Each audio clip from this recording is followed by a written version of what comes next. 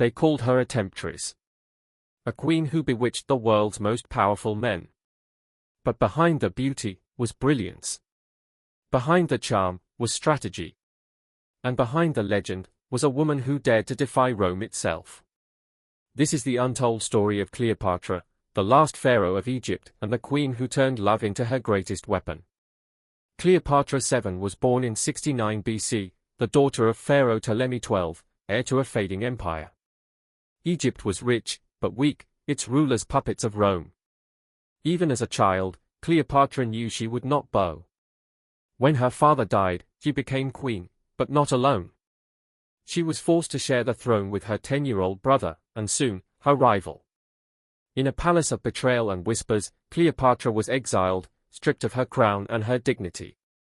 But exile did not break her. It made her dangerous. In 48 BC, Rome's most powerful man arrived in Egypt, Julius Caesar. A conqueror, a strategist, and the key to her return. Cleopatra took a risk no other ruler dared. She smuggled herself into Caesar's palace, rolled in a carpet, and when the carpet unfurled, the Roman general met his match. Her wit, her charm, her intellect, all became her weapons. Caesar was captivated. And soon, Cleopatra returned to her throne, not as a puppet, but as Egypt's true queen. To Caesar, she gave a son, and with him, the dream of two worlds united. Cleopatra ruled Egypt like no woman before her. She restored its wealth, its temples, and its pride. To her people, she was not just a queen, she was Isis, the living goddess. But power breeds enemies. In Rome, Caesar's rivals feared her influence. And when Caesar was assassinated in 44 BC, the world she had built began to crumble. Yet Cleopatra did not weep. She waited, and watched. Soon, another Roman came to Egypt, Mark Antony. A warrior. A man of passion. When he met Cleopatra, the world shifted once more. Together, they became legend. Their love was not just romance, it was alliance.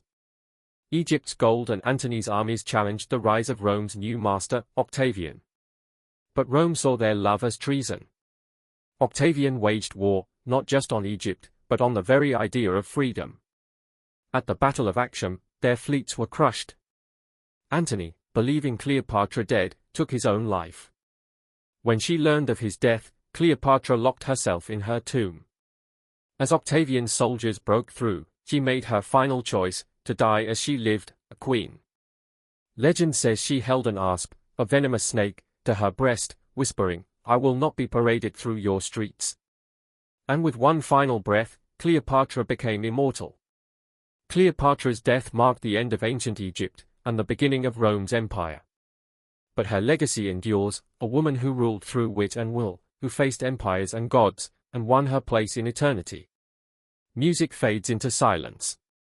This was Cleopatra, the queen who defied Rome.